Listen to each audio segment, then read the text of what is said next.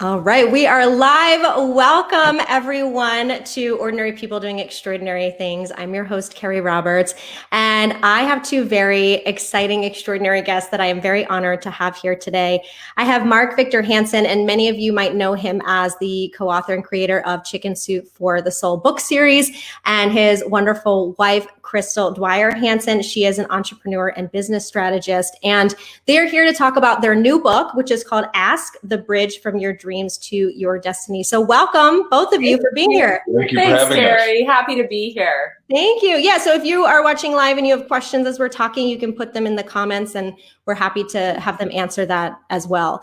So I want to start actually with the dedication that you have in your book. And you both wrote that your parents, who allowed us to ask and who nurtured our respective journeys toward fulfilling our destinies. And I'm curious, how did your parents raise each of you, and how do you think that affected who you are and who you've become as a person? Go ahead. So I was raised in a family with 9 children, same 2 parents. So that is an interesting kind of socialization. And I'm really so thankful for it. I know, I had 3 children of my own. I don't know how I could have had 9, but my mother was just amazing. And, but in that process, in that socialization, you really had to learn how to form alliances, and really stand up and kind of be heard. And a lot of that included asking questions, and really challenging what was, in a way, and my parents were very nurturing about that. They would always try to get us to see ourselves in a bigger way. If we were scared to do something, they'd say, why can't you do it? You're great at this. So they'd get us to ask those questions. So I'm really thankful for that. And we both reflected on that when we started, writing this book, and thought how blessed we were to have parents who nurtured our curiosity in that way. I'm son of Danish immigrants. My daddy owned a little bakery, and my mother's really one who taught me how to sell. I desperately wanted a bicycle when I was 9 years old, and I read Boy Scout Life magazine because my parents clearly didn't have the money to have it and kept saying no, but I was rejection-proof then, and I'm still rejection-proof, I'm thankful to say, and a bold, fearless asker, my wife tells me. Yes, he is. So it said in Boy Scout Life you could sell greeting cards at consignment. I looked up that word in my little Webster dictionary, and I said, oh, that means oh boy, this is cool.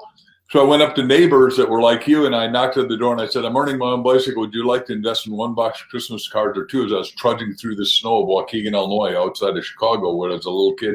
I sold 376 boxes of Christmas cards in basically a month or a month and a half, more than anyone else, won the award.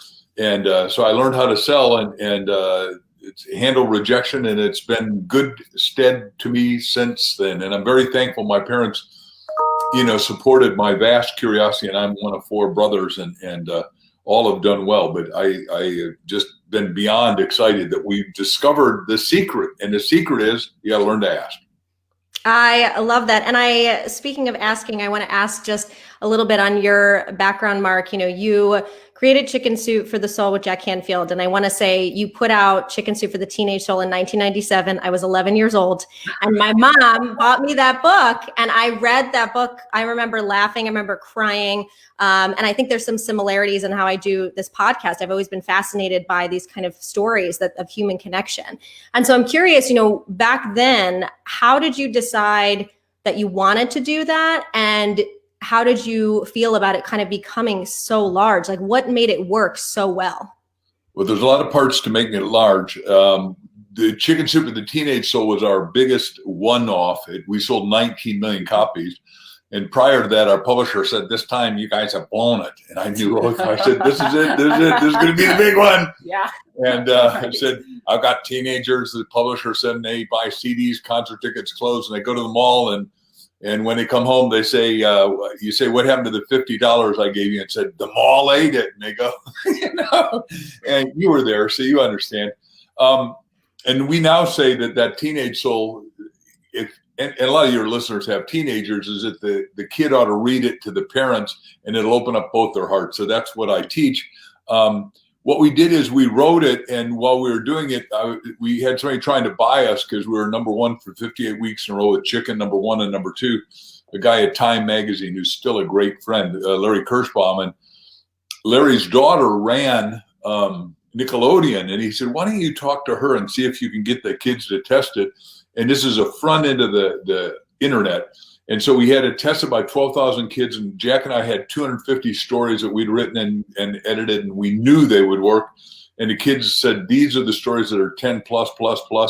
And so the book was a grand slam home run. I'm just telling you, and we're still thankful for that. Well, and they asked the audience. That was the magic of that. Like, and we talk about in the book, that in our book, ask, it's so important to ask your client or ask your audience, what do you want? What are you looking for? Instead of just assuming that you know and trying to sell them something. Yeah, the point being is that most publishers, and I love the book business, I love publishers, I love all my colleague writers, so that's not the issue. The issue is most people write a book and they do it in isolation, then they give it to an editor or editors or a ghost or whatever they do, and then the publisher, and so 2 or 3 people read it.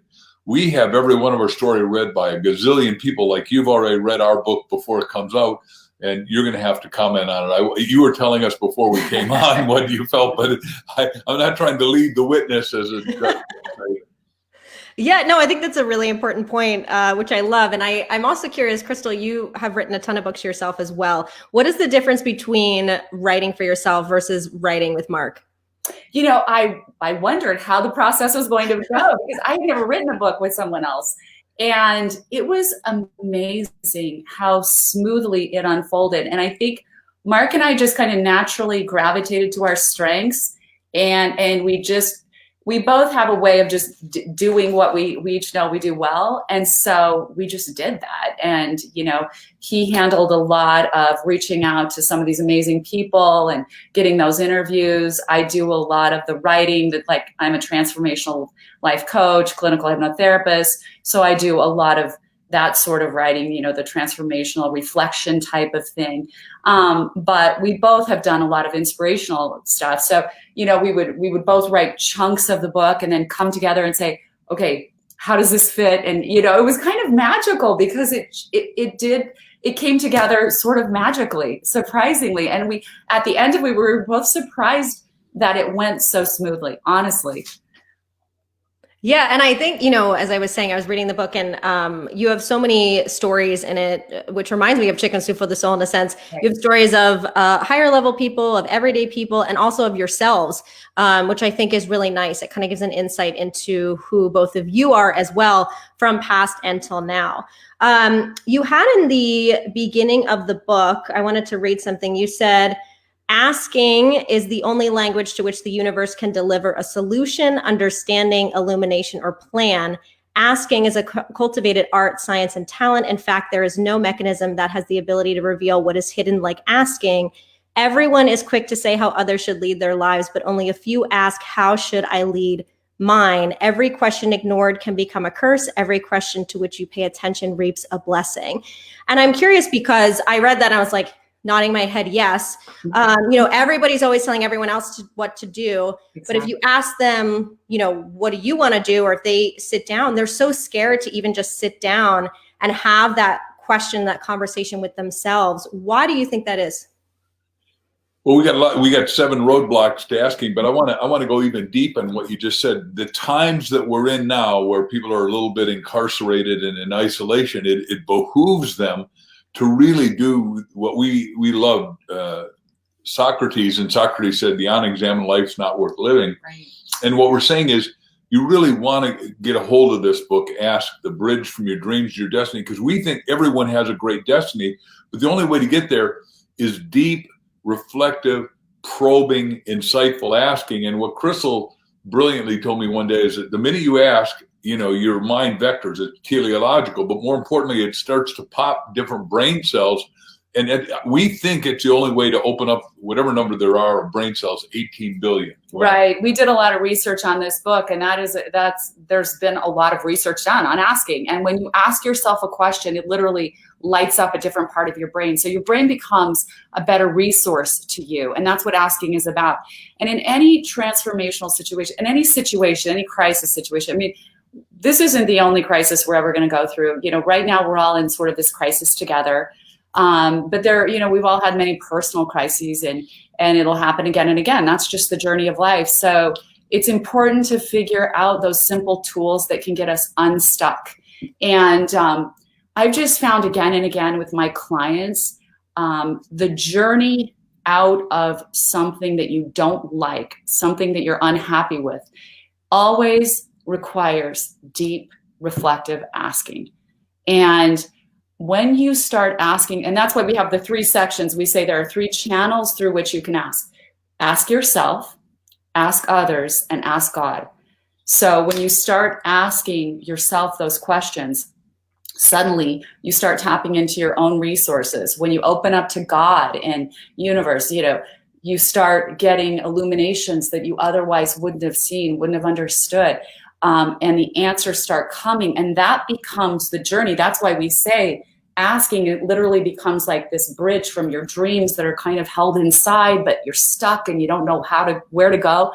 That asking becomes that bridge to achieving your destiny, because every time you ask and you get another answer, a problem gets resolved, you see the next step forward, you get an illumination, you're one step further, and then it opens up more questions. And then, to expand from there, asking other people to be a resource to you, because we are all here to be a resource to one another. But that seems to be the hardest thing for people, is to ask. It's true. And as you were saying, you had 7 roadblocks that are pretty common, which you had unworthiness and insecurity, naivety, doubt, excuses, fear, pattern paralysis, and disconnection. Yep. I'd love for you to explain a few of them. And I'm curious, is there one that people tend to have more of? Is there one that's just more common amongst people, or no? I think the most common is unworthiness. It's sort of this conditioning, and oftentimes we can't even connect to where it started, but a little bit of unworthiness that this the feeling that we just don't deserve more or don't deserve better. And so we settle and we stop asking, and we're afraid of, the other one is just fear, just flat out fear of rejection. And it's funny, because fear of rejection comes from all of us as human beings have a deep need to be loved. And we feel like somehow at a really primitive level, if we're rejected, that somehow we're not going to be loved. It's like someone's rejecting us personally. So these are so important I'll try to overcome.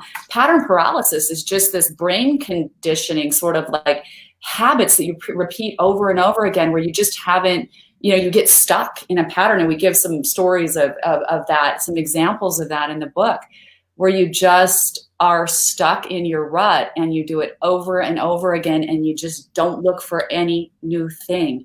And so by looking at these roadblocks, we're hoping that people can start doing that self-reflection and saying, what are my roadblocks? Where am I stuck? One of my favorite ones that I wrote about was naivete. Like, I write about Imelda and the mangoes, and the story of when, my children were really young, and we had this wonderful little Filipina woman who was helping me with the children. She was the most loving, amazing person. And she would cook these wonderful meals for us, and we loved, the ethnic meals she was cooking us. So one day she shows up with this fruit, and she cuts it up, and it's juicy and wonderful. I'm like, what? That is the best tasting fruit I've ever had. What is this? And she said, it's a mango. And I'm like, this is a mango? How come I've never tasted a mango before? I grew up in Idaho, where there are lots of potatoes but no mangoes. And I thought, this is so ridiculous. She goes, they're at the grocery store. You can buy them. I thought, what a great lesson, though, because here's something, this delicious, amazing fruit that I could have all the time. I could pick it up every day. But I'm naive. I don't even know it's out there for me, right? So I've been passing it by. And it made me think, what other things in life do I pass by every day? What people do I pass by? What experiences do I just pass by? Because I'm naive. I just haven't been curious enough to open up to those new things, people, and experiences. So that's a really great one for all of us, I think, in some way. Yeah. And through that list you had in the beginning of it, you talked about how obviously people are afraid of rejection, but there's also the other piece of education, and how in schools, we're kind of taught at a young age in elementary school to not ask questions or to wait to be called on. How does that kind of affect us as well? And how do we get over that? Well, the story we have on the unworthiness is from our friend Bob Proctor, who's a dear friend for a lot of years. I own 2 companies with him. But Bob, was pushed down, and he always thought he was unworthy and not good enough, and he was insecure, and he didn't want to ask questions and look stupid or dumb or like he didn't know. So he went through the whole Navy up in Canada, and then he comes out and he's a fireman, and he's earning $4,000. This is like 1960. He's earning $4,000 a year and owes $6,000. He said, this clearly doesn't work. And everybody here drinks every night and going to the bar. That's not working. So I'm going to give that up. He goes to the richest, best connected man he knows. And he said, here's the question. And it was his pivotal like question. What is it you're doing to become wealthy, healthy, and have happiness in your life? And the guy said, here's the stuff that you got to do, Bob. And suddenly Bob said, well, wait a second. I got to read this book called Think and Grow Rich, and I got to do what you do, and then I'll become rich. And he looked around and he said, I could wash windows. I'm told that makes a lot of money. He started doing it, and then he exhausted himself. He passed out on the street in Toronto, Canada. The police and the first responders are there and saying, do you want to take you to the hospital? He said, no, I'm just exhausted. He goes home and said, wait a second. If I can't wash all the windows, I'm not going to wash any of them. I'll get other people to do it. Builds an enormous business. So he goes from 4,000 to making 25,000 a month, then to making $1 million a year. And then he owns a business that's in Toronto and Montreal and Atlanta and London, just washing windows, and makes his fortune. And says, well, wait a second. What do I really want to do with my life? Well, now that I know this stuff and I'm studying all what you asked about is academic education, which is really good and important. But because self-help action books, audios, and now podcasts saved my life when I went bankrupt and Bob's, I can tell you unequivocally, it reestablishes your self-worth. It reestablishes your self-esteem. But once you hear that stuff, you got to start saying, what am I going to do about it? Because remember, the questions are really, you're going to ask yourself who you are, who the others are that can help you, and how can you enroll God in your destiny? Yeah, and I love that story as well. And I think it was his story. There was another quote you had where he was talking about want, which goes back to, Crystal, what you were saying too, this unworthiness. And he had said, want is spirit jabbing you in the consciousness to move you to a better place, a higher level of expression. We always want more than what we've got. And this isn't necessarily to have it, but to experience the growth within ourselves. We're created to expand and grow. And I know I've definitely... It's such a good line. And I read that and I was like, I know I resonate with that. I think a lot of people do, where sometimes you're sitting in this place and you're like, I want to feel grateful. They always talk about gratitude for what I have. Am I being selfish in wanting more? So what is your response to that, or how to deal with that in the form of asking? Yeah, no, absolutely. Just like Bob said, we are here to grow and expand. And I love, in scripture, it says we're created in the image of the creator. So what does that mean? It means we're creators, And so it's natural for us to expand. If you look at scientifically, our entire universe just continues to expand, and it's mind-boggling. We say, why? Why? Well, that's obviously the nature of God, expansion, the creator of the universe. It's continuing to expand. We want to expand. There's something inside of us that wants to grow, evolve, expand, experience more. We're never done. And if we are done, I think that's when, life is over for us. If we don't continue, that's when we start to feel like giving up. That's when we feel hopeless. So we really need to tap into this opportunity to ask ourselves more questions, to dig deeper inside, to start asking others, to be curious about others, because we can learn so much from other people. And you brought it up before, what happens in school. We're all born these innocent children who are full of curiosity, and we want to ask a lot of questions that we want to know. And then we go to school because, and they've done studies on this, like a lack of time, limited resources, this idea that the teacher is, the authority. You don't challenge that. You're there to be quiet and listen. And so over time, that beautiful curiosity where we just keep asking and asking, why can't I do this? And, exploring all these possibilities through questioning ourselves, questioning others, that starts to become dampened. So we need to, wake it up, bring it back to life. And that is what Socrates, if you think about it, did. I mean, what was happening at the time is all of the Greek philosophers, what they said was just the accepted. And he said, this isn't true. Why is this true? Why is that true? And he realized that, getting to the truth requires a lot of questions. And so he encouraged everybody to challenge the authority at the time, and it ultimately got him killed. But but it was so wise and so brilliant, because questions are always how we get to the truth, to the next opportunity, to the next reality, to the next place we're supposed to be in this journey, closer to our destiny. And so it's such a beautiful thing, when we can open up to that. The joke is, of course, that Socrates drank himself to death. That's so bad. I know. For those of you that aren't tuned in, though, Socrates was the wisest man of ancient Greece, which is what we model our educational system on at Harvard and MIT and everywhere. The Socratic method. And he taught, of course, Plato, who wrote about it. And then Plato taught Aristotle. Aristotle taught Alexander the Great, who at his time and space control the world. But over the door, Plato's door, he had carved himself, know thyself, which is number one. You got to ask yourself, who am I? What am I going to do? How am I going to contribute? And right now we're all, locked down a little bit, and it's time to figure out, who are you at depth? Yes. What is it that you want to contribute? And what we want to do is maximize everybody by helping them ask themselves the best, most profound, insightful, life-advancing questions that they've ever even considered.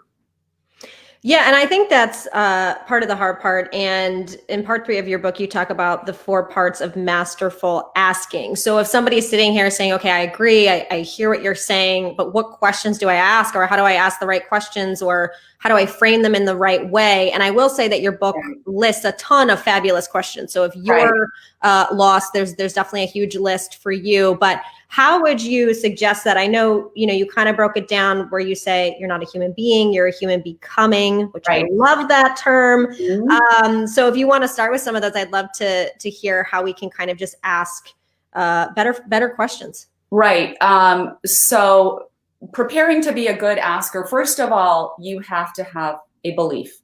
Okay. So we all start, sometimes it's so easy when we feel stuck, when we feel a little hopeless, to just keep descending into that and like caving into that. Okay. But we have to sort of start with this belief that, you know what, the answers are there for me somewhere. If I just keep asking, they will be there. So belief and trust. Okay. And then action, as we're asking, keep taking action in the step of your dreams. As you get little epiphanies, little ideas come to you, act on those. If you think, well, I just thought of this person who did this, call that person, act on it, take action, like ask them a question. And sometimes you're not even asking, you don't have to ask for a favor. It's okay to ask for a favor, but maybe you just want to ask for insight, I thought of you, that your mind came up, I'm thinking about this or this, and you came to mind, and I really respect what you do, and I would just love to hear your thoughts. Do you have any, insights on this? Here's what I'm thinking. And so really taking action is an important part of that. And then visualization, we say that, using your imagination is so important in the asking journey, because it's always best to start with your ideal in mind. Otherwise you might, because some people are lost, you're like, how do I ask? What do I ask for? I don't know where to start. So the simplest rule is to say, and write this down. We say, write down everything, keep this asking journal and keep going back to it again and again. So in my perfect world, whether it's a relationship, a career that you're working on, whatever it is you're working on, this is what the outcome would be, and write down every detail in this outcome. I'm feeling like this, I'm experiencing great joy when I talk to these people. Say it's about your career. I'm so happy that, I'm getting hundreds of more orders a month on my product. I'm so happy that people love the product that I'm selling them. And I'm so happy I can be of service. I've thought of 3 more ideas and iterations. So go to the end game of what you want, like the end outcome in your perfect world, perfect imagination. And then say, okay, work backwards, start asking the questions. How did I get there? How did I get that question answered? How did I find that solution? Who did I talk to? You know, and start to break it down that way. And it's just a really good formula, a really easy formula to get your asking journey laid out in a way that serves you. Yeah, I love that. I mean, I do that a lot, and I don't know about you, the two of you, but sometimes you don't always get the answer right away. I feel like when I do any asking for myself, it takes longer than just 5 minutes. Do you agree? Let me give my example, if I may. I'm bankrupt in 1974. My worst good experience. It was a good bad experience, and I was living in Hicksville, Long Island, New York, with 4 roommates. I went down to breakfast, and after 6 months of feeling self-destructive, I said, is there anybody, I think I want to really be a professional, motivational, inspirational, educational speaker. I listened to this tape and it's giving me a transformation during the worst economy before this one that America had ever had, 1974. I said, is there anybody that is not a cotton top young, that is not a doctor, a lawyer, or a celebrity that's out speaking? And one of my roommates was in real estate. He said, look, there's a guy, we were living in Hicksville, Long Island, New York, so I was literally a hick. And he said, out in Hauppauge, which you know is not that far from you, is it Hauppauge, Long Island, this guy, young guy, a couple years older than you, Chip Collins, is out talking, and he's a wow. You'll like him. It's 8:30. I get my little beat up Volkswagen, the bankruptcy courts are not taken from me, race my little butt out there, sit there in awe as this guy mesmerized the audience. I say, okay, can I take you to lunch? He said, look, kid, the chance of you making it was 1 in 1,000, but I'll give you the 4 questions. If you stay out of real estate, that's my market. Go to the life insurance business, bottomless pit for motivation, sell the agents. I didn't own a life insurance. I didn't know what a premium was. I didn't know any of that stuff. And I started selling the next day, called on 10 people because I said I've been selling since I was 9 years old and fearless. The 10th guy says, big Italian guy says, my name's Tony. I'm the biggest guy here at the Metropolitan Kid. Here's the directory. Go see what you can do. And he bought the seminars because I had 4 seminars I was selling. I didn't know what I was doing, but I was doing it with vim, vigor, vitality, and back to the thing about Bob Proctor, great desire. I knew what I wanted to do. Luckily, it took off, and I did 1,000 talks for the first 3 years. And only, I guess, when I talked to Tony Robbins, he and I are the only 2 guys I know that ever did 1,000 seminars. I do one at 6 in the morning, one at 10, one at 2, one at 6.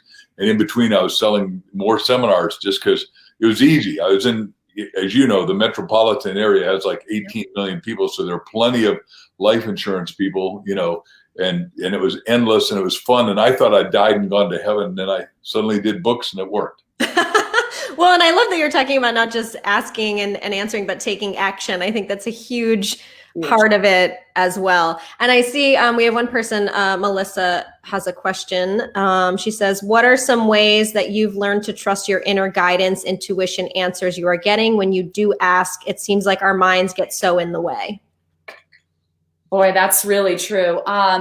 You know, for us, I mean, Mark and I have a really strong spiritual practice. And so we spend like an hour every morning in prayer and meditation. And we have just learned to trust. I mean, we've really learned to trust what comes through. Now, obviously, you need to like do your own investigation.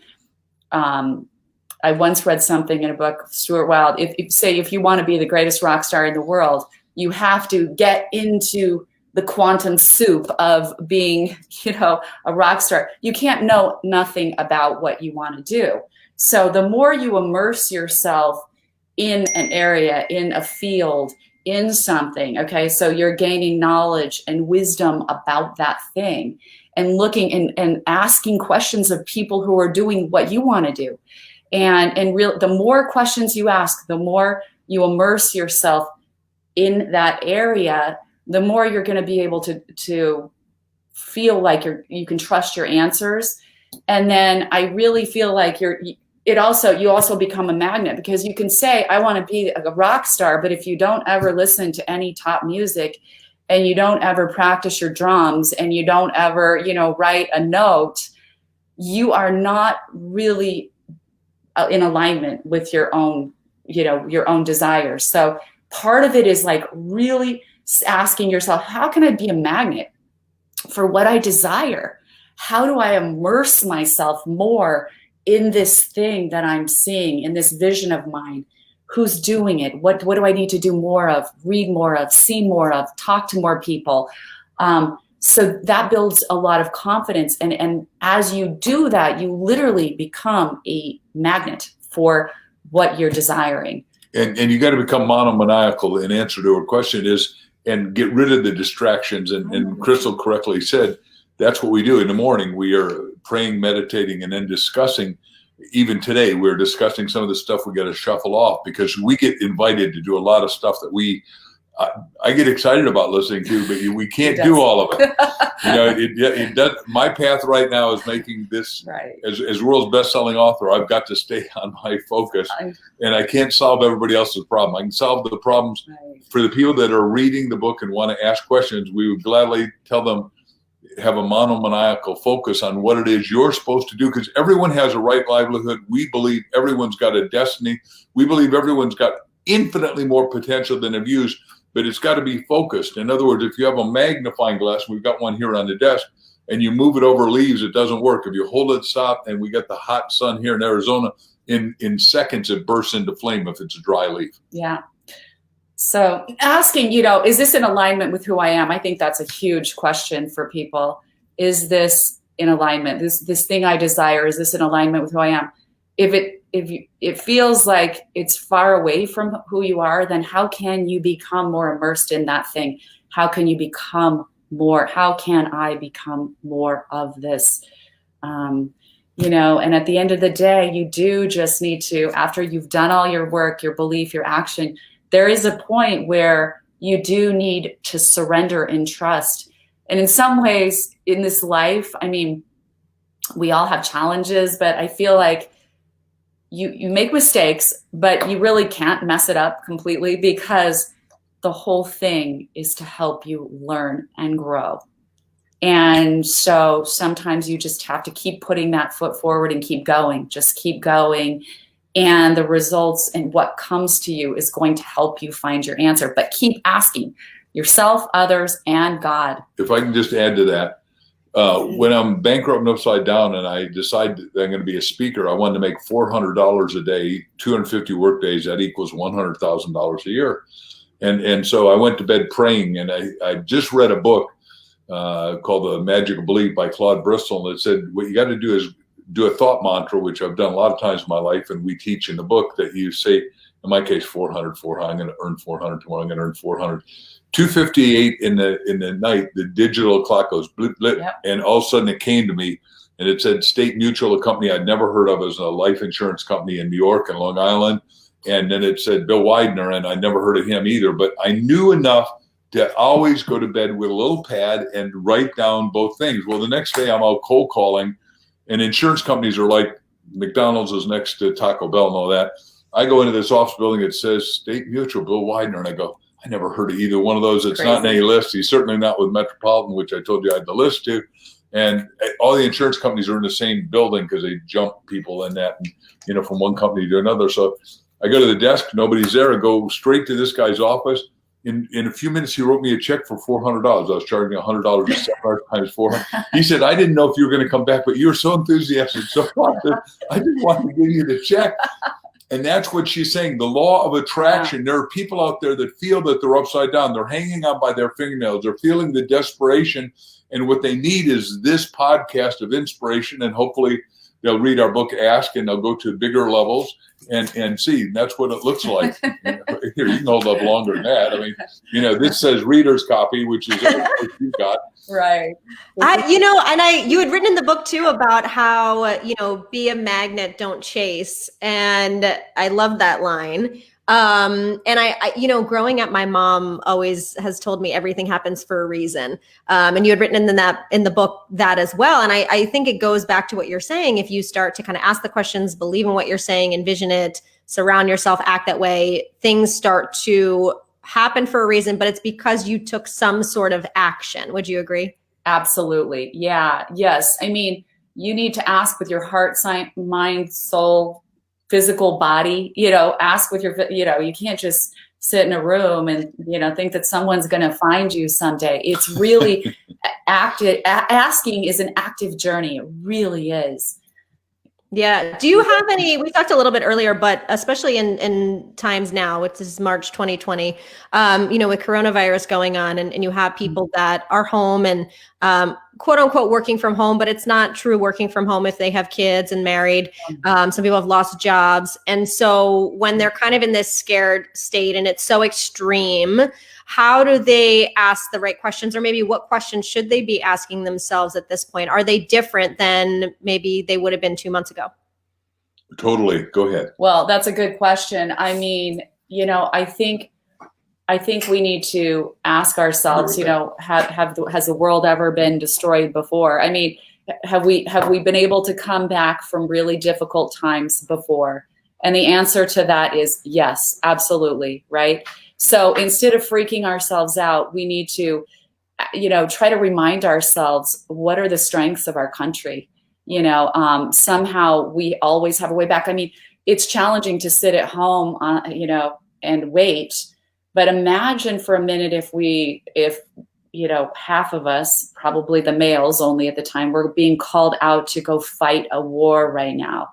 And they were leaving home. So you're home alone with your family, not having any idea of how you're going to survive, if we're going to win, if you're ever going to see your family member back. I mean, we've been through horrible challenges before in so many different ways. And I think just asking yourself, have we ever collapsed and just gone away? No, I mean, we're still here. We're still standing. Have we gotten through tough times before? Yes. Will we again? Yes. Yes, we absolutely will. And how many, start thinking about the resources. I tell people, we have the best resources on earth. We're going to find the cure to this virus, and it's going to be fast. So we absolutely cannot give up hope. I mean, I think this is going to be over sooner than we think.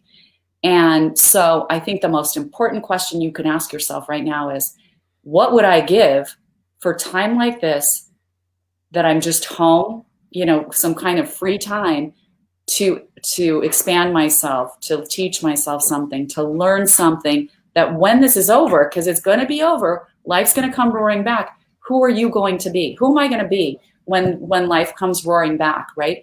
Am I going to be better? How can I be better? What could I do? How could I prepare myself right now when I have this, if you think about it, as precious, valuable time, because time is one of our most precious resources. So now it's being given to us. Our government's going to be taking care of people's basic needs for this, at least for this month. So let's say, what can I do with this valuable time so that I come back a stronger, better, wiser, and more prepared person? And when this country comes back, when our economy comes back and life comes roaring back, what do I want to be doing?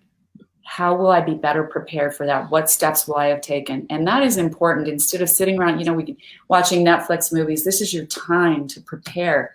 If you think of it as really special time, I know it's challenging at the same time, but it still is time, which is a resource. The example maybe best is that Elon Musk, who I think is one of the geniuses of our time, sort of the Thomas Edison, they said, well, you've got to shut down your Tesla plant. And he said, no, this is an essential resource.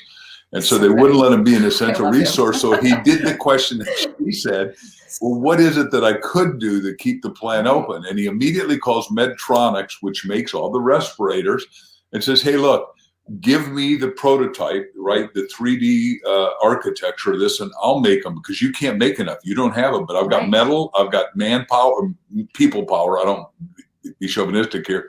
And I've got all the resources. And he said, I'll have all of them in a week. And the government said, you're open. And what happens is each of us has got to figure out, you probably can't do that, but each of us in our own way, like right now, the book business, we were scheduled in Washington, D.C. at exactly this time to be talking to 11,000 people today, and in Florida to be talking a week or a month later to 13,000. Well, the client calls up and said, hey, look, in Texas, Mark and on. Mark and Crystal, we really want you, But look, we're shut down, and just that one guy, Washington, D.C. and New York, it's a life insurance meeting because I'm still doing those, or we're still doing them. And he said it cost us $2.5 million just to close down. So, of course, we gave him another idea. We said, look, let's do a podcast to all your members, and let's keep this thing moving. And we've got to keep moving, and all of us are going to have to go virtual. Like one of my friends said this morning, Zoom, which is now big, right, is just become a verb in America. Yeah. You're going to get Zoom. Zoom. Are we zooming? It's very true. Yeah. And I love that you're all about, again, just changing your mindset, changing the direction, the perception, pivoting a little bit. Where can people, go ahead. You're going to ask where can people buy the book? Yes. I was going to say, where can they buy the book? Where can they learn more? We want all of you to go to Amazon.com and get at least one copy, and then send the receipt to reception at markvictorhansen.com. And if you do that, we're going to give you 3 great things. First of all, we're going to invite you to those seminars when they open up. Yeah. Second of all, we're going to invite you to other podcasts we do, of course. And third is we're going to give you $250 worth of electronic goodies by the 2 of us. So that we think that's pretty good. But if you are in the position that you can buy a whole lot of books, 100 or more, and we've had universities do that. We've had big churches do that. Because yes, they're closed today, but they're going to be open in the near tomorrows, we believe. If you buy 100 or more and send it again to reception at Mark Victor Hansen. This is a bold ask, but it's been working enormously well for us. We're very, very thankful. Famous people and institutions and universities are doing it. And send us that receipt. Several things happen. One is we're going to invite you to a one-day seminar with us where we're going to teach some, and then we're going to have the most intensive asking ever done. And she will go into in depth, and then finalize. We're going to bring everybody to our house and have a most magnificent celebratory dinner at Mark and Crystal's house here in wonderful Sonoran Desert. It'll be a day of asking immersion to really just launch this decade, because this is going to be a great decade. We are going to come roaring back, and we need to be prepared. How can we be better prepared? How can we become master askers? So that one-day event is going to be incredible. We're really going to go deep into some of these, do some guided visualization, get strong, and wrap it up with a dinner at our house. So I want to say one more thing. We're going to talk about the 7 businesses that are going to do $50 trillion before this decade's over. Simple things like how to turn trash into cash. We got to recycle everything. And I was talking this morning to the guy at QCI who owns it and has spent 20 years and $300 million figuring out how to take and make sure we have the metal, make sure we have recycled all of our plastic, every atom and everything can be recycled 99% and have adequate water. We're in an interesting time. We're going to talk about what AI is going to do for people. But there are 7 of these industries that if 5G, which in a very short time, by the end of this year, everyone will have 5G ability. And if I want to send myself somewhere, I will be able to do a 3D, what's called an avatar coming out of my phone. I will be with you there, Keri, and Crystal and I will be physically, not physically with you, we'll be in those same things. I got to tell you that I grew up Lutheran, so we watched the movie on Martin Luther, and then we were invited to the opening of the Museum of the Bible, and we walk in, and there's this bald-headed guy that's maybe 5'2", and I go, holy cow, you looked alive. The image was that good. And I walk up to go shake his hand, and I go straight through him. It was amazing. And that's what an avatar is. That is so exciting. And I appreciate that you're doing it. And I congratulate you on, again, pivoting and thinking outside of the box, thinking and doing something different. And I thank you both for being here today, answering some of the guest questions, my questions. And again, if you're interested, definitely check out their book. I really enjoyed it. I really love the stories, and I love the assignments and the questions that are there too, which is a huge help to all of us. So thank you so much. And I look forward to hearing more about your events coming up. All right. Our pleasure, Keri. Thank you so much. We'll talk soon. Bye-bye, everybody.